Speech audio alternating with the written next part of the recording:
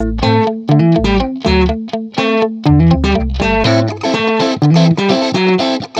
वालेकुम, क्या हाल है आप सबके।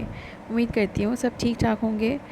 आज की जो रेसिपी है वो बहुत ही क्विक और इजी है और बहुत मज़े की, और बच्चों के लिए तो ये बहुत ही फेवरेट होगी। तो चलते हैं अपनी रेसिपी की तरफ। इसके लिए मैंने आलू ले लिए थे 3 से 4 अदद मीडियम साइज़ के, और उसको मैंने इस तरह से मैश कर लिया था। आप किसी भी तरीके से मैश कर सकते हैं, बस अच्छे से इसको मैश कर लेना है।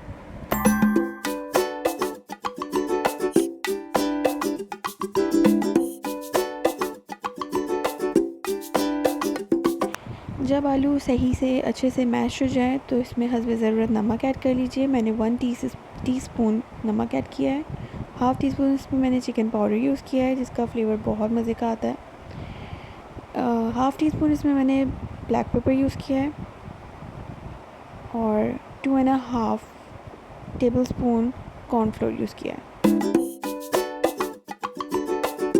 अब मैं इसको यहाँ पे शेप दे रही हूँ, और आप इसमें कुछ भी ऐड कर सकते हैं अपनी मर्ज़ी से, अपने टेस्ट के हिसाब से।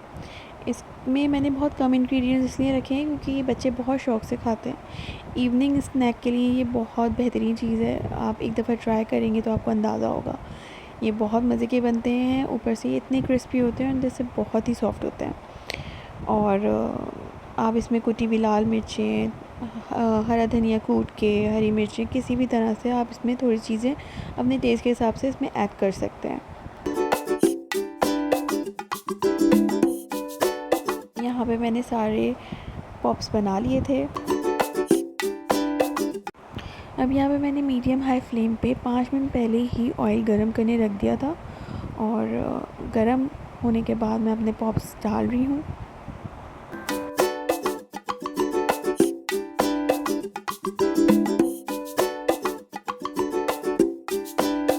तो जी, ये थी आज की रेसिपी पोटैटो पॉप्स। होप कि आपको ये पसंद आएगी। अल्लाह हाफ़िज़।